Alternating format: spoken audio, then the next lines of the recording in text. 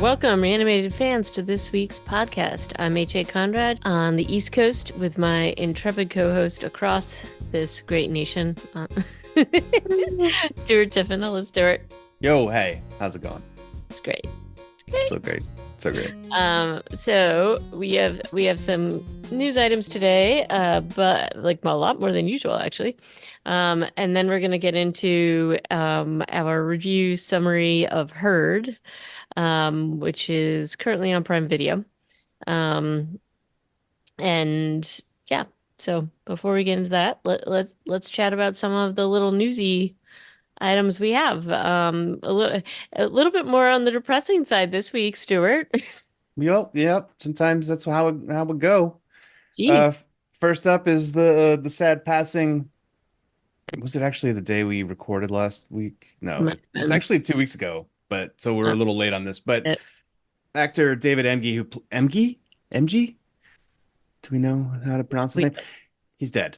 no. He played Flyboy in Dawn of the Dead, 1978. He was a much maligned character, was Flyboy. Mm, Uh, but the actor who played him, David, lived to the ripe old age of 77. yep. But really sad. I mean, that's like, you know, kind of the old guard passing. So that's a real bummer. Um, Yeah. When you go to there's a zombie website, like a blog that I've followed in the past that all they post now are death announcements of oh, people who were great. in Romero films. And so their last like three or four posts were the guy who played Lieutenant the lieutenant in Day of the Dead, he's dead. George Romero is dead. Oh, David MG is dead. It's well, I mean, these movies were made in the 70s. Yeah, it's Um, it's just still a bummer. yeah, it is a bummer. Um, but anyway, so there's that news, and then the other really exciting news about diseases and fungi. And they're like, these are like, oh gosh. But this, I mean, these two items, these are not, this isn't new. And what we're I talking, feel like syphilis is it's not new. People obviously have been dying from syphilis forever, but syphilis is on the rise is new. yeah, no, not really. I mean, and having resistant stuff isn't new. This has been, I think, and for both of these two items, and the other one we're talking about is the basically the sort of resistant and very hard to get rid of Candida auris, which is that the fungal infection they're finding in a lot of hospitals. And people can be carriers pretty easily, but also once it's sort of in a facility, it's really, really hard to get out, and can be hard to treat. So, um, but both of these things, there were definitely like news articles about them pre-COVID. And I just think that the pandemic took over kind of everything. And also maybe people just didn't want to talk about this or add to it or whatever it was. But no, these are things that have been sort of there and now I guess we're noticing them. But the on the rise and the resistant piece is really kind of scary. So yeah, so just take care of yourselves out there, folks. Syphilis Like, is up 80% in the US since yeah, 2018. yeah, 80%. yeah, that's insane. It's a lot Uh, of syphilis. yep, it's a lot. Don't go out like Descartes. And I think and they think a little bit Van Gogh, but Well, still the big, that dude had all kinds of stuff. you Just know, a put a lot. Jimmy hat on or whatever. Apparently it's I don't know. Yeah. Well, I mean, That's if not going to save you from the fungus. Sorry. nothing's gonna save you from Candida auris. That's why I'm like, why even bother talking about Candida auris? Everybody's gonna get it. It's impossible to solve or cure or prevent, and it'll kill us all off eventually. But in the meantime, you can stop getting syphilis. I guess is really my One silver would lining. hope, unless you've got the resistant strain. So anyway, with that happy news, let's talk about something a little bit more cheery, which is there's been a bit of an update to the 28 years later. So they did indeed shop this around, and Sony won the bidding war. These are And two amazing things you just said. yeah, Sony has picked up 28 years later, and there was a bidding war Yep. over a zombie project. Granted, a high profile one with Alex Garland and Danny Boyle. And then the third huge piece of news here is that Cillian Murphy is on board as an executive producer, and he might act, but they're keeping that under wraps. Oh, he's Uh, gonna be in it. Come on. I mean, maybe he's just like, I'm tired. I don't know what his He voice might sounds like. be. He's quite humble, and we'll see what he does. It would be a real, I honestly, if he ends up being like a cameo, I would be very sad, but I'll take what I can get. But yeah, and it looks like it's a multiple film project as we talked about last week, and at least 60 million, I think, per film was the budget they were saying. So that's kind of huge news. That's a And low budget though, right? well, I I think that was just sort of an estimate, but okay, but they're I can't committing to 180 million out the gate. say. Eh, Right. So we'll see, and we'll keep track of this. I'm guessing this, given the momentum, maybe it gets fast tracked, and it seems like there's a lot of interest in it. So we'll see. But yeah, so that's pretty exciting. And then you're gonna end it on a low note with this next little well, bit. this is a question mark. Okay, so I saw last week on Reddit that people are saying Netflix has officially canceled Black Summer. I, however, cannot find an official source. So the Sun in the UK and in Ireland have both come out and said Netflix has canceled the Black Summer and the fans are going crazy. But those are both shitty newspapers. They do quote a lot of things that they don't have sources for. They That's true. have they don't even have a source back to Netflix. They're just saying reports say. And so I've got a link in our show notes that isn't working because Polygon, I think, is down in general. Polygon is an outlet that I respect what they do. They don't push out millions of articles, and I think they tend to be well researched.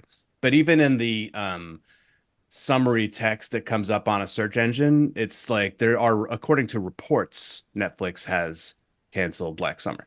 So I know I'm just grasping at straws, but until I see an actual source that is like linked to maybe a statement or something, I don't know. I'll hold out hope. I mean, apparently John Hyams was on Twitter last April saying doesn't look like we're going to get a season three. Um, and this should be no surprise to anyone. But the fact that there is a fair amount of furor and the fact that there are these, well, crappy newspapers saying that the fans are really mad at Netflix for this, I don't know. And the fact that there's a bidding war for a zombie movie trilogy, I think there's a room potentially if Netflix's business model isn't completely in the toilet that they could realize that there's opportunity here still. True. That's my rant. I'm standing Well, by it. let's see what happens. I often see that these projects, sometimes people hedge their bets because they just want to see if there is any possibility of resuscitation, so to speak. So I don't know. We'll have to see. I do think that it is a little telling that there doesn't seem to be any solid confirmation though, because normally people are pretty clear about that. I don't know. So it could just be because you know, Yeah. it's an older thing and nobody cares anymore. It, That's fine. it could be, it could be. And they might not be in the business of saying what they're canceling because why Right. would they do that when they can talk about what shows they have coming out? Right. But it's just the fact that there are these weird, like, there's a website called what's on Mm, Netflix.com. They're the ones who everybody is pointing to saying it's confirmed, but it's not yeah. like who's their source? They don't even quote anybody. Like, Yeah. it's just bad journalism. And also that kind of pisses me off. Anyway, Okay. should we talk about Herd from 2023? Yeah, we can talk about Herd. Don't listen to this if you haven't seen the movie yet because we spoil it and there are some pretty cool elements to this plot. So stop now, watch the movie, come back and listen. I Conrad, how many people in this movie are you like associated with somehow? Well, definitely the one of the leads or the lead, I guess. So Ellen Adair is a friend of Bill's, and she's actually she was in our friend Brad's film Cryptid, which is a creature feature. So she's also like a pretty intense Phillies baseball fan, and she gets like you hear on a lot of like commentary, like she does a lot of commentary about baseball all the time. Huh. diehard Phillies fan. So I'll admit I wasn't keeping track. So I when I opened this up, I was like, oh, there's Ellen. So anyway, This is someone you spent time with. I mean, I don't know her incredibly well, but I she's been over here to have dinner. Yeah. Nice. Um, She is, yeah, she's the lead. Okay. And this movie was written and directed by Stephen Pierce with, and then an additional writer was James Allardyce. I'm assuming that's right. And then the main cast members, Ellen Adair, we've covered, plays Jamie Miller. Mitzi Akaha plays Alex Kanai, her wife. Jeremy Holm plays Big John Gruber. And then Sterling is played by Timothy V. Murphy, trying his best not to let his Irish accent come through. I know, but he slips a little here and there. It's not, I mean, the only thing is we've seen this guy do this brogue so many times. So it's hard to divorce him from the accent we know is his native accent. All right. And then Corbin Burnson, LA Law's finest, shows up as Robert Miller. Kind of unrecognizable to me as Corbin I Burnson. will admit, until I looked at the cast, I didn't like immediately recognize him. But you know, it's really funny. He's in a lot of these kinds of like films. He's these little cameos here and there. So he's in a shocking number of some of these little like horror films and things like that. So Yeah. just funny. We Um, got playing Diane is Amanda Fuller. Louis, Doctor the Vet, is played by Dana Snyder, who is from Aqua Teen Hunger Force, which I a haven't seen in so very many long years. I time. haven't seen that in so long. I was like, who is Master Shake? He's the Master Shake, right? Yeah, yeah. And then Bernie Newson is played by Brandon James Ellis. I think this guy does a great job He does. in this film. And then Tater is Jeremy Lawson. And then down the way, like there's others. The governor is Matt Walton. There's the boy Andrew is played by a kid named Ronan, who does a good job without any dialogue. Just blows a whistle. And I think that's kind of the main cast, the most notables. Of those, I think there's a lot of work being done by Ellen Adair and Mitzi Akaha. I'm not sure how you pronounce her name, and Jeremy Holm. They're kind of the trifecta holding this film up. But then Brandon James Ellis as Bernie is just there to stir the pot a lot of the time. I would say Timothy V. Murphy as Sterling doesn't really get to flex his muscles as much as we know he can I'd agree with that statement. because he's a character actor. He usually plays heavies, and Yep. that's kind of what he's doing here. But they didn't give his faction all that much work to do. No, it's true. And it wasn't, I don't know. I don't sort of they talk about the faction, they talk about the like that whole conflict, I don't think was as successful as it maybe could have been, but we can talk Yeah, about that. yeah, So this film came out in 2023. yeah. And so not too long um in the past. Like so this is pretty recent. And I think Bill and I were going to try to go to they did like they were doing like screenings and stuff in the Philadelphia area and we were going to try to go and unfortunately we missed it. Um because the timing didn't work out. But so I was aware of this, but I guess I wasn't aware that it was a zombie film, which is bad on me, right? Yeah. But anyway, um this definitely this was filmed in the director's hometown, I think. Poplar Bluff, Missouri. Yep. And so this but it kind of starts out not well, I guess it's there anyway, regardless, but it really starts out with the like a kind of a cold open with who is now I know Corbin Burnson. Yeah. But he's, in his garage. The lighting's pretty intense, and he has like it's just like a kind of a like a car garage, right? Like, you know, Yeah. and we get sort of a little bit of background because there's like a news cast thing happening, I think, right? or something like that, or there's like a background thing and people are checking on him. Is it like a walkie-talkie? I can't tell He what it was. Like a Yeah, so he's trying to call people on his phone. They're not answering. yeah, He's calling Johnny on the radio on like a CB, as a but he speaker. gets Tater instead. We've Yeah. also had a overhead shot of something we know it's a zombie thrashing around in the crops. Yep. And this guy Robert is running in and he's all out of breath and he's grabbing a gun and he's trying to he didn't close the door behind him. I mean, we knew as soon as that happened what was going to Yeah. happen, right? Totally. And then we get, I mean, pretty quickly we get the first look of the zombie or the Heps as they are calling them in this film.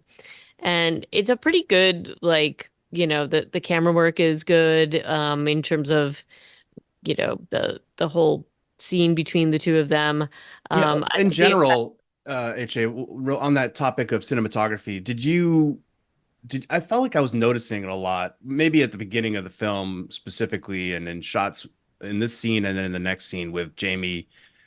It seemed like there was like an approach of these quick edits, like really quick cuts here and there, and then longer shots with like some foreground background stuff that seemed pretty good. I thought Yep. it was that, yeah. No, I thought it was definitely a successful tactic. And in this place, I mean, they're in a garage, it's kind of dark. I really liked how they use sort of like there's these little like kind of work lamp things happening. And so there was definitely like certain things you were seeing or not seeing. And so this particular confrontation was good. And then we also have a lead in to our main character because she's trying to call him and like the photo pops up on his iPhone. Um, and it's so that was kind of I just liked how that was I thought that was done very nicely. While he's getting, attacked. She's trying to reach him and really mad about it that he's not picking up the phone. And it's Um, that family photo is yeah, his home screen on his phone. yep, Interesting. I just kind of put that back together again after watching it. yeah. Okay. So he's And got a then picture of his wife and kid on his phone. yep. But Jamie calls and then she kind of berates herself because we cut to her location and she's like, I don't even know why I tried. But she's kind of frustrated. She's going on a trip and she's stressed out about getting there on time. And she's calling out to Lex or Alex, who is brushing her teeth, making tea, I don't know, packing a bag. Kind of, it feels like they're at odds from the very beginning of the film. Right, and you get that tension. Like it, there's a lot and you get, they kind of there's like definitely a backstory here. They play with flashbacks a lot in this film, and I think sometimes a little too much. For But Jamie only, though. yeah, I guess It's so. just her, and I think they do an okay job. If anything, later on they have her describe what she's seeing in her flashbacks to her dead dad, and it's like unnecessary because you're like, yeah, you don't have to tell me that you can't remember your mom's face. We've had like a few flashbacks with that cool blur effect on her face, which I thought was quite unsettling. Yeah, and it was yeah, and they do one with her kid too. Yeah. So I didn't mind the flashbacks. I kind of agree with you. I don't know that they necessarily need to just describe exactly what's happening because to me it was kind of obvious. Yeah, it's pretty clear. Maybe they felt like they needed to, and maybe they got that feedback. So, but anyway, we have our Jamie and Alex basically having a lot of tension, and they're going on this trip, and they make it very obvious that they need to work on their relationship and their marriage. And so, what better way than to go into a camping situation with like, Well, you know, yeah. They're forced into it too because Jamie's like listening to the radio and they're talking about how there have been outbreaks and they can be really bad.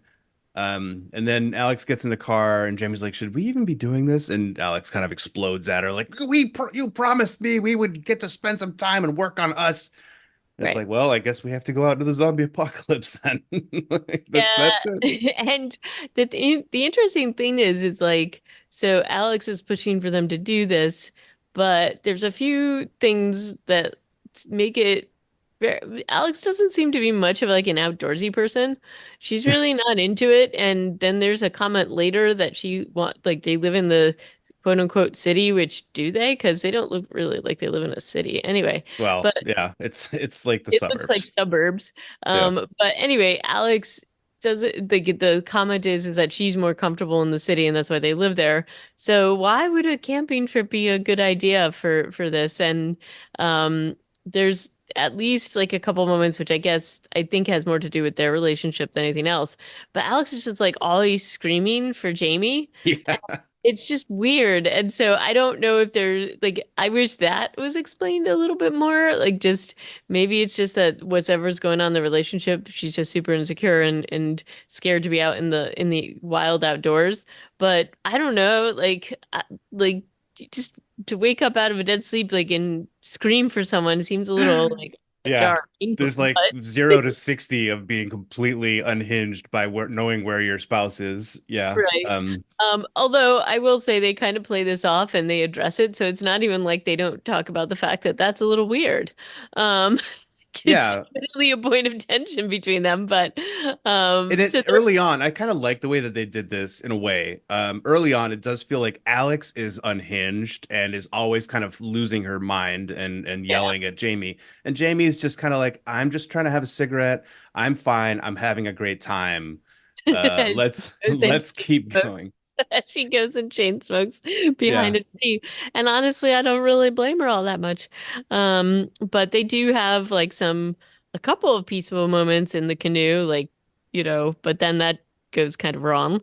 Um, It doesn't feel very summery, and I think that's something to do with the desaturated yeah, it is colors. very desaturated, and it's like almost dreamlike a little bit. Yeah. So that's Do you suppose that's to make it feel bleak and like they're no, yeah, I don't know, like what the purpose of desaturating that is if I it's kind of clearly summertime.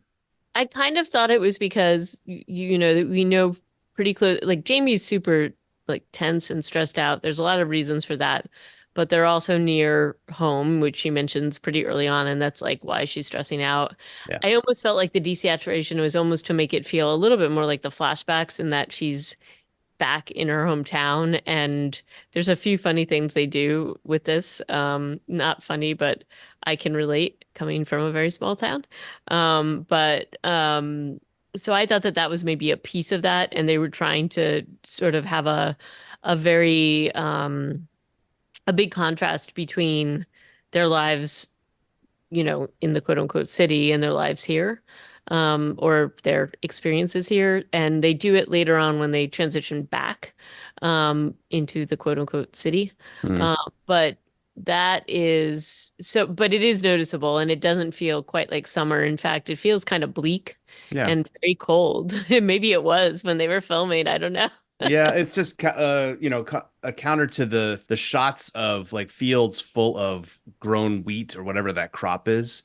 Like it's clearly maybe it's early fall, but it looks like Right.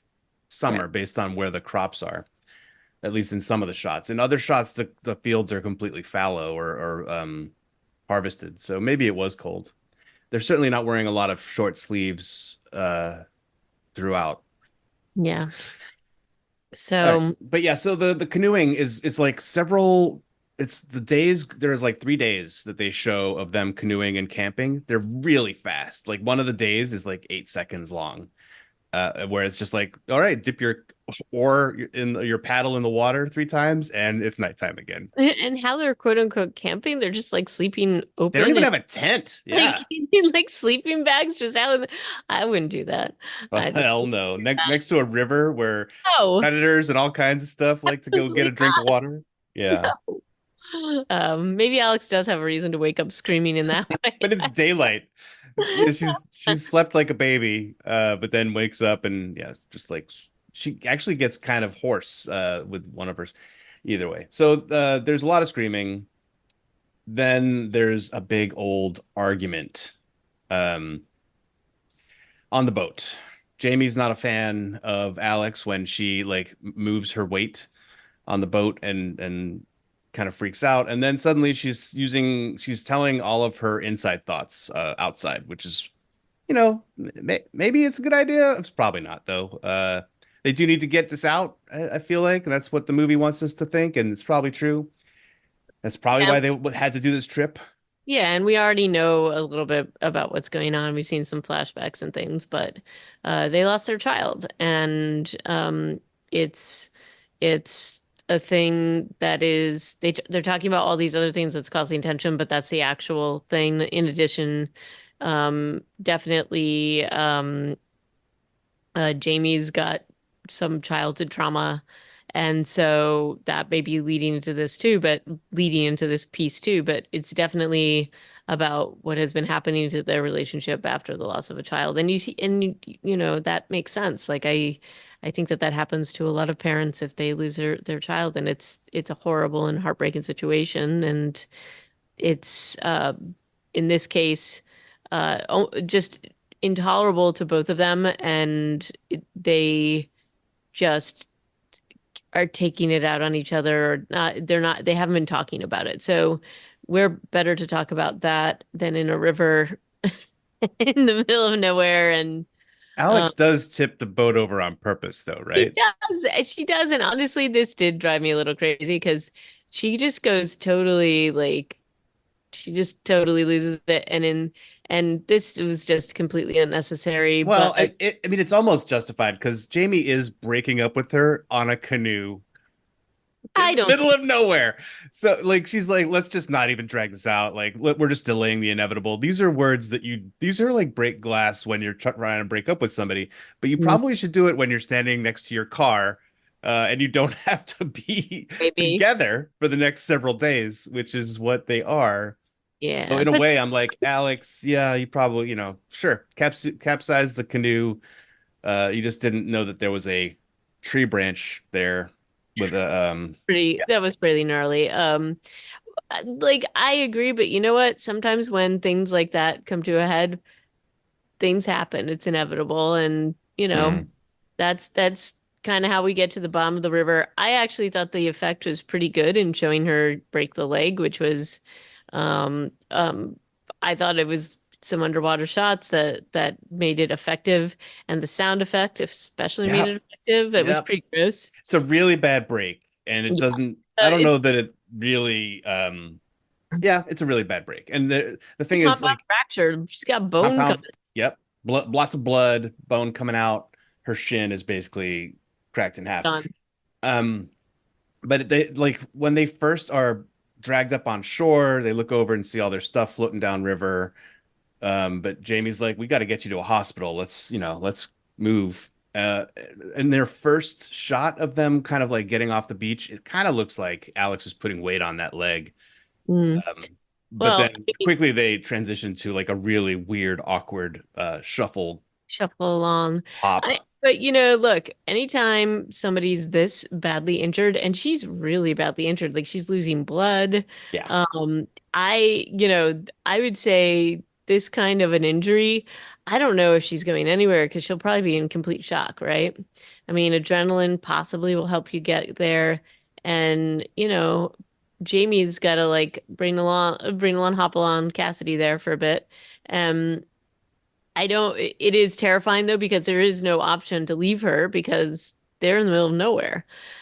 So, but again, they do shockingly find a road, and we don't know how long they've been shuffling about, but they find a road and sort of civilization. At least they see a camper van thing on it. And it's pretty rough going though. Like, so I thought that they played this well enough that this is just I don't know that they were going to make it far beyond where we see them now, because they're just in bad shape, very bad shape, and no water because everything got taken away. Yeah. Yeah. They have is her orange whistle Yep, and which probably she her uses, cigarettes. Yeah. which she uses. They do have her cigarettes, but I mean, my thing is that when the cigarettes have been trashed, I don't know. They probably would have been crushed, but she did have them in a baggie, so Oh, she had that true. going Maybe it for her. was like yeah. Anyway, So um, they first thing they see is an RV, and they're like, "Oh, let's get to that car." And she starts blowing her whistle, and then she looks to her left because they're at a crossroads, and there's a zombie, I don't know, like 100 feet away. But it's clearly, if this is a person, this person is in as bad shape as they are because he's like Right. walking bent over. He's going back and forth on the road. Actually, he's walking kind of like they are, which makes I thought that this was a very nice way to play it. Oh Because yeah, because this is why because Tater makes his assumption. Yeah, but look, they've been they've been like wandering around in the wilderness. They need to get to a hospital. I think that the hep is far enough away that they're not going to necessarily, and of course they haven't encountered this before. All they know is that there's like effect infections running around. So he's enough in the distance that I don't think that they know that something's really wrong until he starts to like kind of really start to careen towards them. And even then, it's still a little bit shocking because then they see the car with Tater going down the road, and Tater takes out the Hep pretty quickly. Um, and yeah, of course, they are both like totally shocked. And yeah. Jamie and Alex are just like, "Where are we?" And let's get, and especially Jamie. Jamie's just like, "We gotta go," and she's like dragging Alex along. I mean, just down this dirt road of horribleness. So. When you think back, and we're gonna be getting to the end of this movie, and there's like a, I guess it's, yeah, it's kind of a twist. It's a moral, and when you think about these early scenes and their reactions to watching Tater having shot this guy in the head with a shotgun, this zombie in quotes, um, they're they're like justifiably, freaking out. They're like, that guy's a murderer. Also, he did shoot at them because he thinks that Right. they're zombies too. But by the time Big John shows up, there's a little bit of a showdown. Right. Big John shows up, although he apparently him and Bernie were just there and nobody had seen that. Like they just hadn't seen them, hadn't heard the whistle, hadn't reacted. Yeah. Uh, like their shock is kind of, it's like, I don't know. I'm trying to say it without just saying what the end of the movie is, but at the same time, like these zombies are all curable, I guess, is kind of the moral, the one of the things that this movie is trying to tell you is like you don't necessarily have to kill them just because they look like zombies. So they're justified. They're like correct in their response, and it's almost like the last time that response happens for the rest of the movie until the very end. It's kind of interesting. Right. Well, I mean, and I also think that this is a little bit of a commentary because we have heard a little bit of what, the public statements have been. I mean, I think that there's, to me, obvious parallels that they're trying to draw with COVID and some other things and vaccines and things like that. And you've got the population of, or at least part of the population of Jamie's hometown not believing some of these things. And this is what they continue to say. Oh, we can't believe what the government is saying about these infections. But on the other hand, these infections are also spreading very quickly and they're not getting help. So there is that piece too. But you've got, Jamie and Alex coming in, and there's definitely a few comments about the fact that they live in the city, especially by Bernie. Bernie's like, "Oh, I can always, spot a city slicker or whatever." He specifically says to Alex. Hmm. And so there's a little bit of sort of like there's a lot of things going on here and a lot of conflict between sort of like the small rural American town and big government and all that kind of thing. And so I think that that was actually kind of nicely done. Um, I agree. This is the nut of the story that I think is the best part of this film.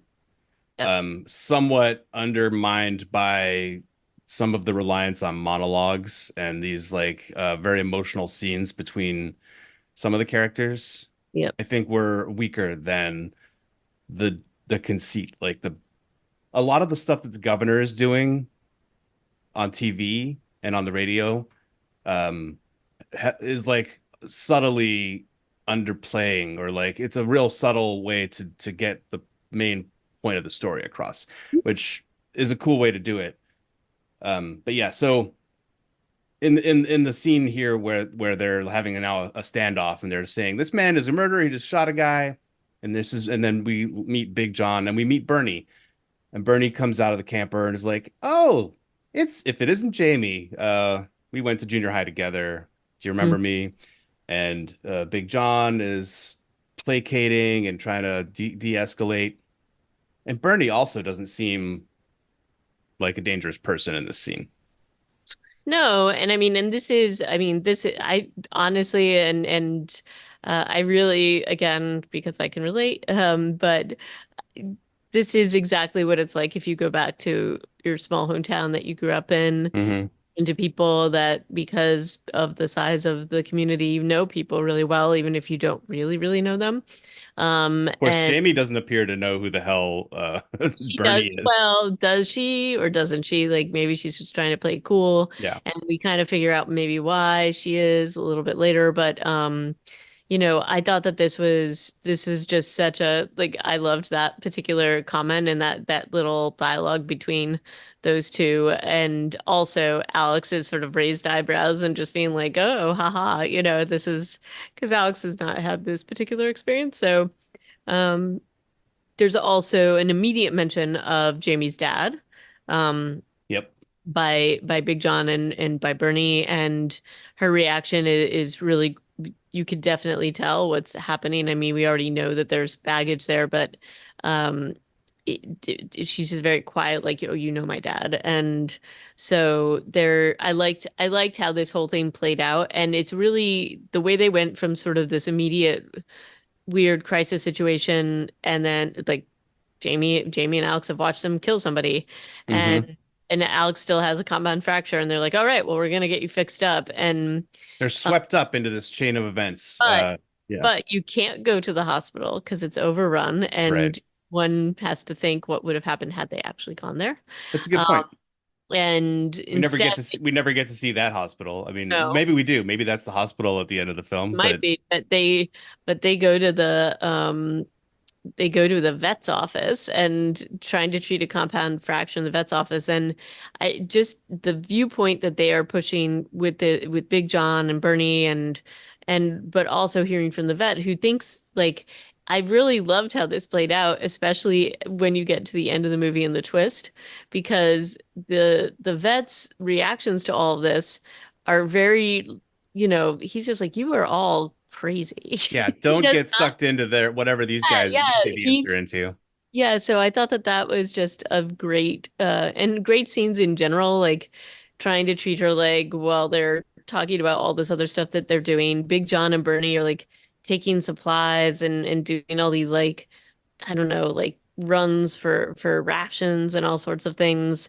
And you could definitely tell like Jamie is just like, what is happening here? And oh, I cannot believe I'm back here. And in the back burner, she's also got the issues and the concern about the confrontation with her dad. Um, and then we see a little bit more about how this is all playing out. With we get a little bit more of an up close view of the infected people. And there's also the governor's on the TV in Louis' Yep. house slash vet's office talking about just leave the infected people alone. They are going through physical and medical trauma. They're docile. Just leave them be. And in this part, you're like, that can't be right. These are zombies as an audience member. Well, and they It's, play, I mean, again, I thought it was very clever because they play this so well because they kind of go all like it is your sort of, I don't know, at least for me, filling in the blanks if you, especially if you watch zombie films and you think what you know is supposed to happen, right? And so you're trying to fill that in and that pattern in, and they imply certain things, but it's the audience that's kind of filling in the narrative here. yeah. And then when you look at it in retrospect, you're like, oh, well, that's actually not what was Oh, happening, damn. right? I So, was, yeah, I'm basically with Big John on this. But then that Hep does come in. He like hugs the TV weirdly and then drops it. And then he's like looking for Jamie. Jamie's been trying to make a phone call and like distracts the zombie, runs away, gets Alex, gets a scalpel. The Hep seems to hesitate before approaching her when she's holding the scalpel out at it. And then when she swipes it with the scalpel, I think she connects with him. It like reels away, but it's screaming and it's chasing her. and there's actually a real phone that she's using, like a Yeah, landline. like a landline. Yeah. True. But outside, Louis has been haranguing Big John and Bernie for taking all of his medical supplies. So they're all outside when Jamie and Alex get out there, and uh, and then there's three zombies, and there's a bit of a yeah. I guess they kill all three of them, but not before Louis is scratched on the neck, and Alex is scratched on the arm, and she's now covered in blood, and they're just in the back of the pickup truck. But then Right, they but also go can ahead. we also talk about the fact that the Heps or the zombies, yeah, they were roaming around and doing stuff, but then at one point their heads are just against the wall, like they're not bothering them. Yeah. It's really what Bernie is doing that sets them off. Yeah, he shoots it. Um, Yeah, he shoots his rifle at them. right. But then, yeah, then they do attack. But it's, yeah, I don't know. Like we don't get to see most of what happens here. I feel like two of the zombies are killed by I guess John or Bernie off screen, and then the third one is looming over Alex and Jamie and gets shot by Big John too. Louis has run back inside and tries to like just be like, get out of here, you crazy people. What the hell? Of course the Hep scratched me, but he doesn't seem that concerned. Also, No, and then they're like, take it like a man, and what they mean is that they want to kill him, which is like, oh, that doesn't seem great. And then we also know, I thought that this was like really fantastic because he's talking about the scratch, what that means. He locks himself in. Though he does make a very odd decision to come out to deal with the militia people, which feels like he'd be a little too smart to do that. Later he does that. yeah, But we because here get here comes what's his name? Timothy Murphy as Sterling. yeah, but we do I mean we see that Alex is scratched and they reveal Yeah. what that means in a good way. Like so it's a really quick thing. And she's, Jamie is very swiftly like covering up that mark. She was like, "Oh my gosh, they're going to like kill Alex." So I thought that that was again well done, and to me plausible because we don't see exactly what the Heps are doing, like, but they are over the truck bed, so they could have grabbed Alex, and they were trying to grab Jamie. So that was unlike certain things, like it makes sense that she got scratched. I thought they were going to make it a little bit more of the fact that, when they shot the Hep that was over her, that all the blood was on her and she's got like this crazy wound on her leg, but it really was the scratch, I guess, that they were worried about. Yeah. But they're off to see the wizard, so to speak, and then we see poor Louis in the end with Sterling and his slipping accent. Sterling has I guess he's the militia, like the more organized version of the militia than Big John's, which is just a bunch of rednecks. Mm. And he even refers to Big John's people as those rednecks. Mm. I feel sorry for them following Big John around. But like in the grand scheme of this plot, Sterling is way worse, slash just as bad as Big Yeah, John. totally. Like also clearly operating outside of the law, but has access to all this like gear. Um, and Also, apparently very is very slick black clothing. yeah, all He wearing looked black. Unfortunately, they only have one Humvee, and then they're otherwise riding around in white pickup trucks or white sedans, which doesn't really work with the whole vibe. But and he just shoots Louis. Like, yeah, Louis just kind of giving him a piece of his mind. Like, you idiots keep messing with me. You're taking all my stuff. You've stolen stuff, and then he gets shot in the head for his troubles. So mm. that's just another murder in the books. It's just bananas. We cut to daylight as the pickup truck with Big John and Alex Jamie. Bernie is arriving at her dad's old motor shop. Nobody's really talking about, they're talking about Robert generally, but nobody's mentioned what has happened to him. And I feel like this is kind of, I mean, it's good, but it's also a little bit like, why would you wait this long? You guys have been together now like 12 hours plus, and you haven't let her know Well, that, Big John is giving her some looks yeah, and but it's like, we need to have a chat. It's not, yeah. it's like, that's about the Yeah. extent of it. Well, they gotta play it out, I suppose. And that helps us lead up to their to the moment because we've been having a lot of flashbacks of Yeah. Corbin Burnson like being angry at her, throwing her out of the house, saying a lot of really abusive things. And I think it was pretty easy to figure out that he was very upset that she was gay. But that's, sort of the lead up and her dread at seeing him again. Although it's interesting because she did call him. So she Yeah. did call him before all of this. And so this isn't like she was just sort of like maybe she was calling him because they were going to be near her hometown.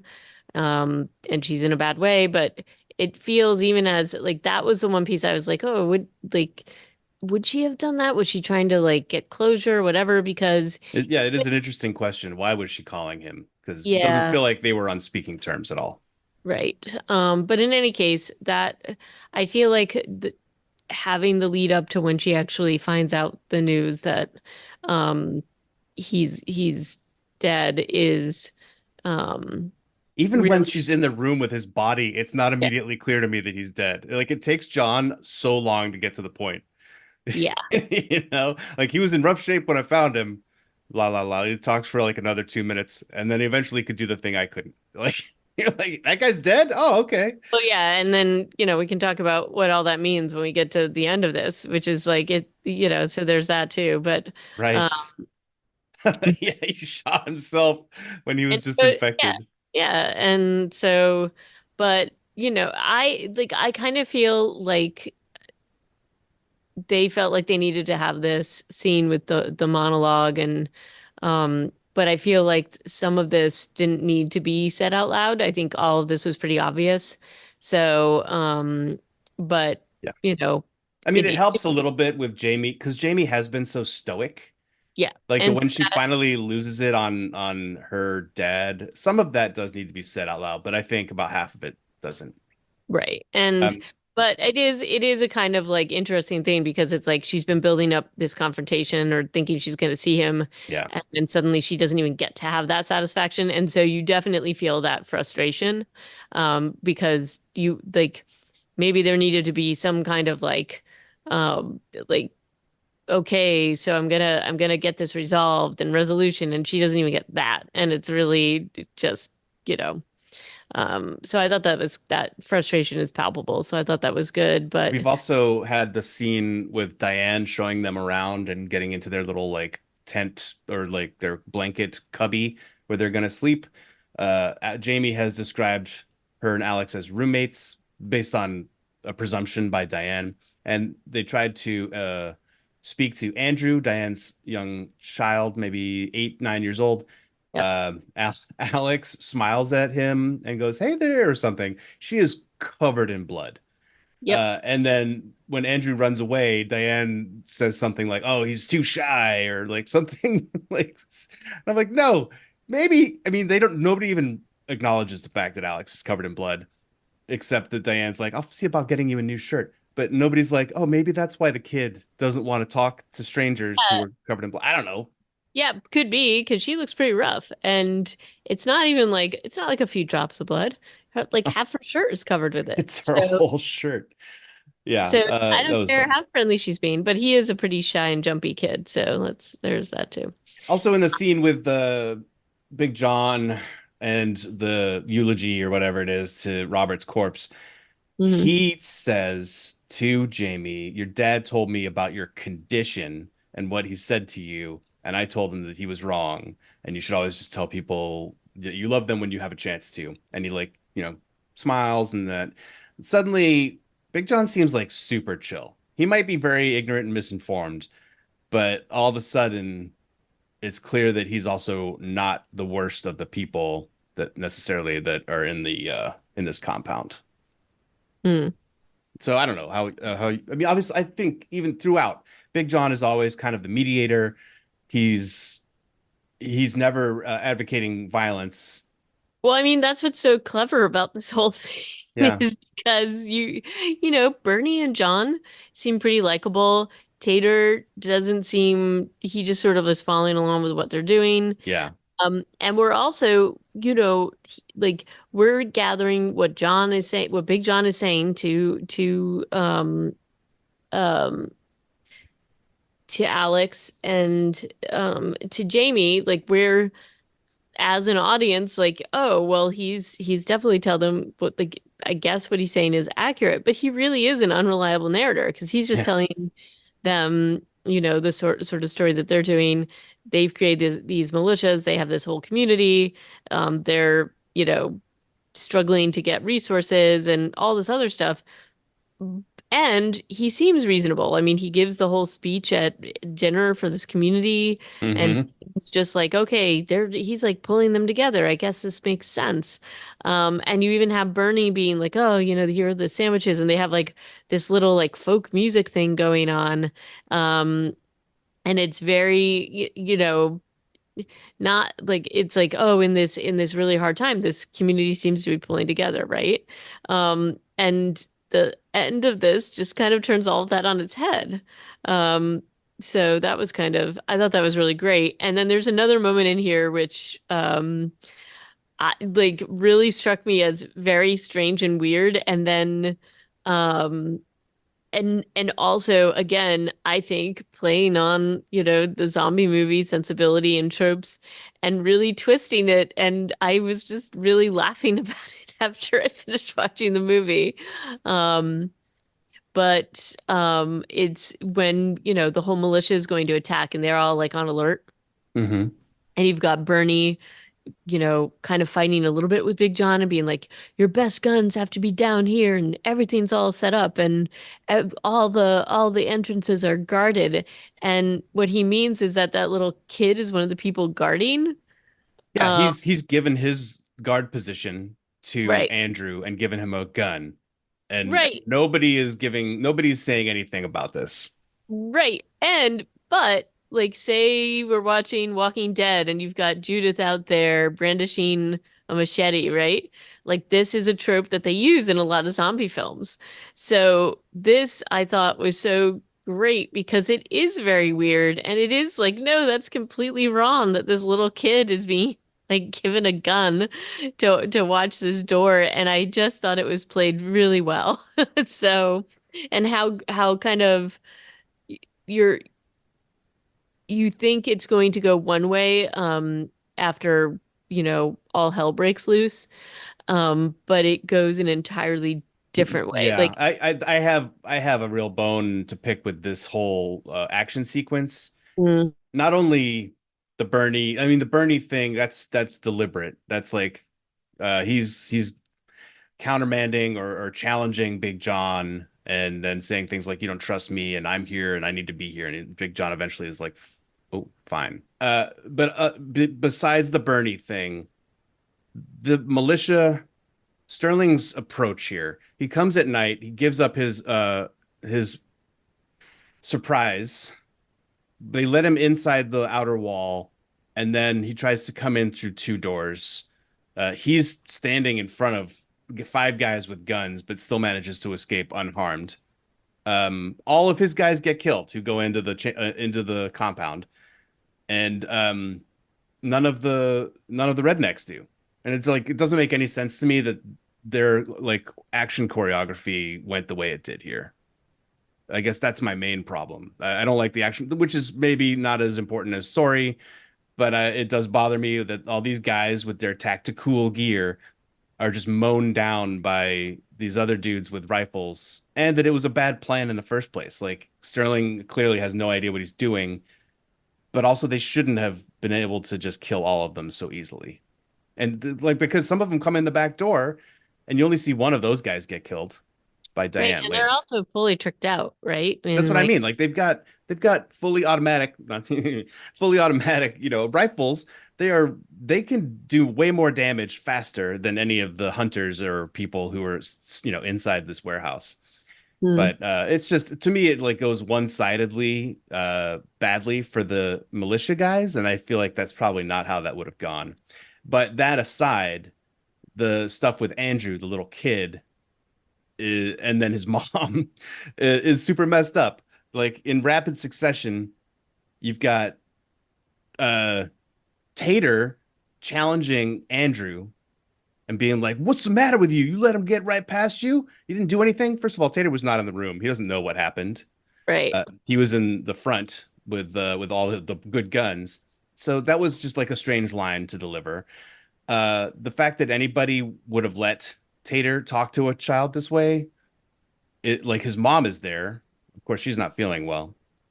Well, Like I she, didn't I didn't like that at all. And then yeah, basically that whole thing gets interrupted by Diane coughing and being found out to be infected, taken 10 feet away from Andrew and shot dead. I mean, it wasn't John's first idea, but he clearly let it happen. And Yeah. this just sequence of events here, combat choreography notwithstanding, is just bananas. And It is. And but I did, I did like how you think Big John is going to actually be somewhat of the voice of reason, and then he is not at all.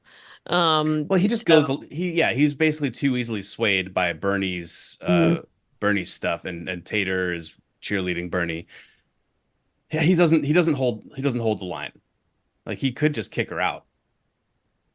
But and the fact that they just do it 5, 10 feet away from Andrew, I think is the most absurd.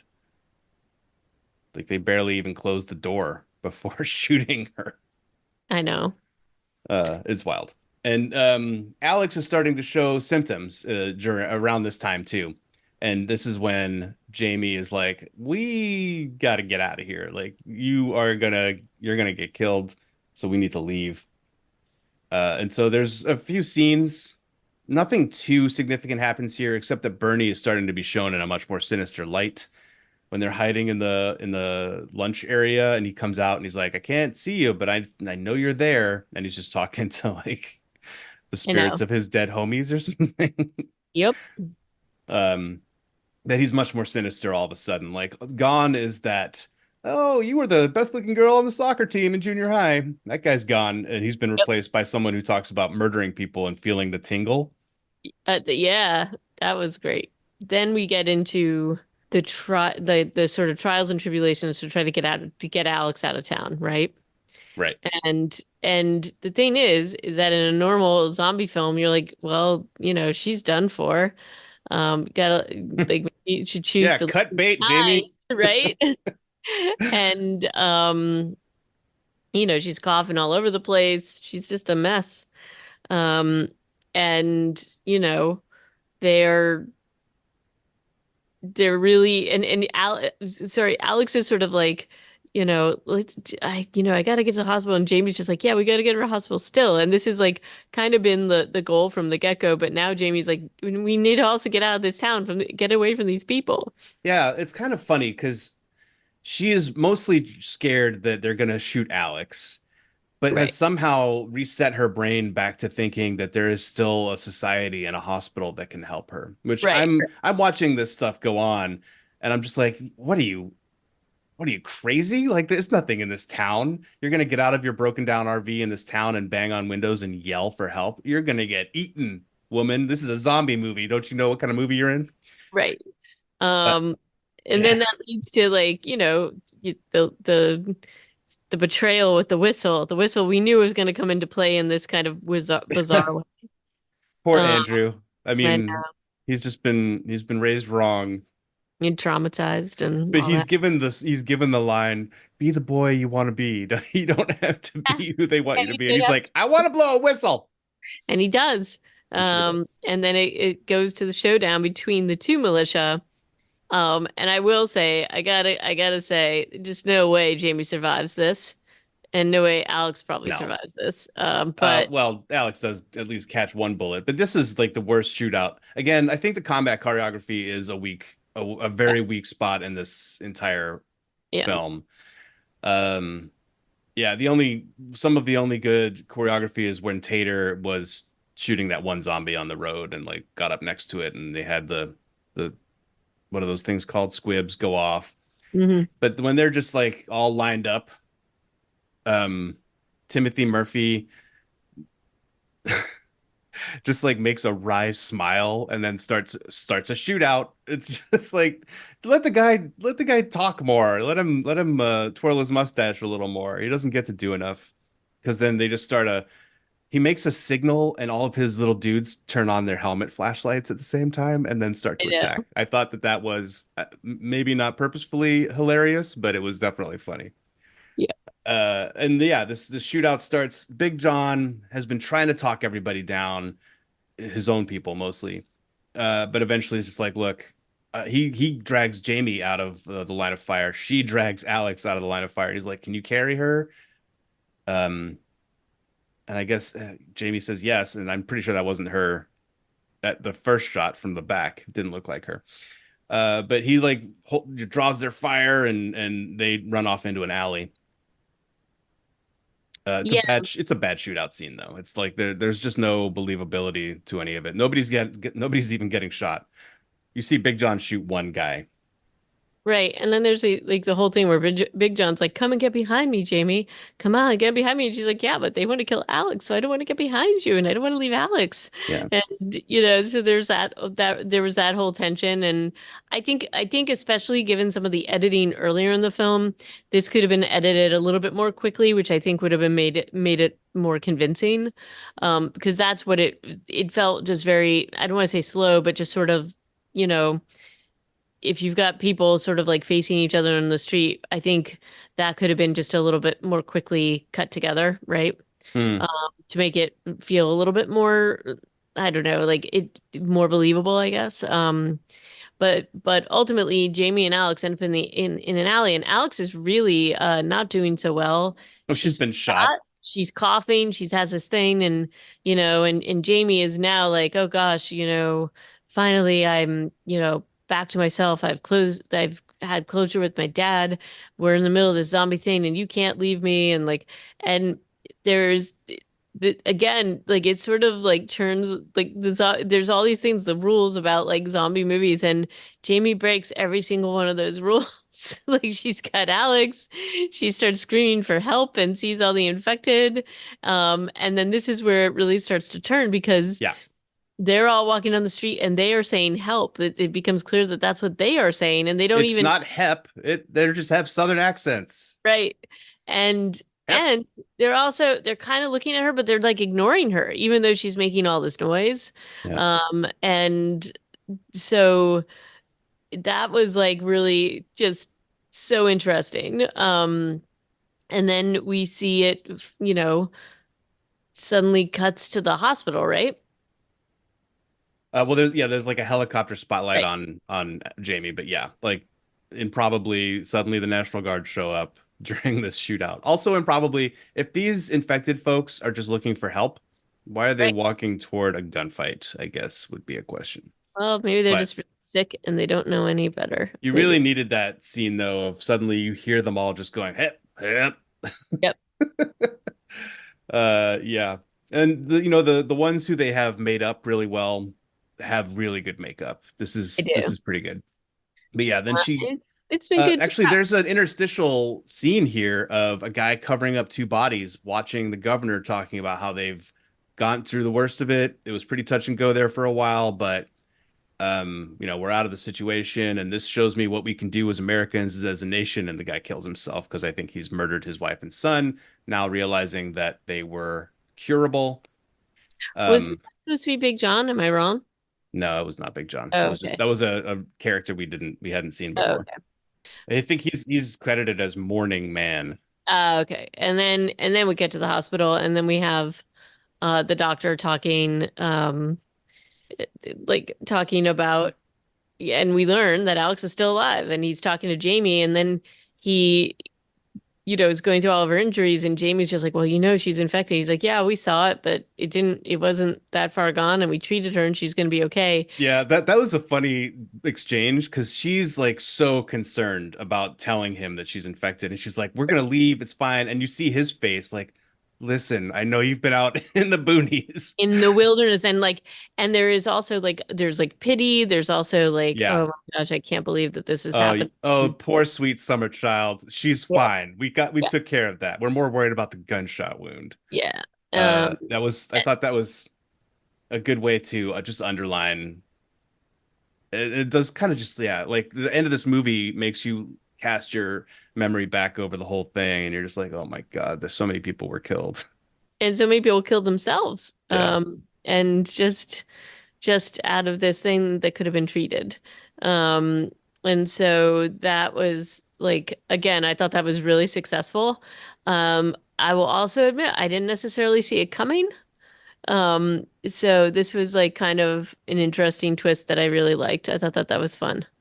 Um, It's novel and I think that's why it's got a lot of not a lot of big names have reviewed this, but Rotten Tomatoes it was like 80% yeah. Well, that's pretty positive. good. Yeah, it's pretty great. Uh, The final scenes are of Jamie and Alex back at home talking about their future together. Basically, like they're cool. We've all right, also but had a scene in the hospital with where she overhears Bernie and Tater, who are there, and they're completely unapologetic, completely they wish they'd come out even harder. yeah, and they also are getting out of charges because they're blaming Big John for everything they did. Yeah. Big John's like has And shot himself in the head and or been shot in the shootout, has maybe. maybe. And so they're just kind of like, you know, she's kind of overhearing them and it's just not she's just kind of like, oh my gosh. And then she and Alex go back home and I do have to say, how is Alex gonna make she said she's gonna make tea. How's she gonna do that in the wheelchair? She's like Maybe trying to their kitchen is super ADA accessible. We'll find out. negotiating the furniture. But anyway, um that was that was, you know, again, it's not your normal, it is somewhat of a happy ending, except, you know, lots of people are dead. But at least it's sort of a happy ending for Alex and Jamie.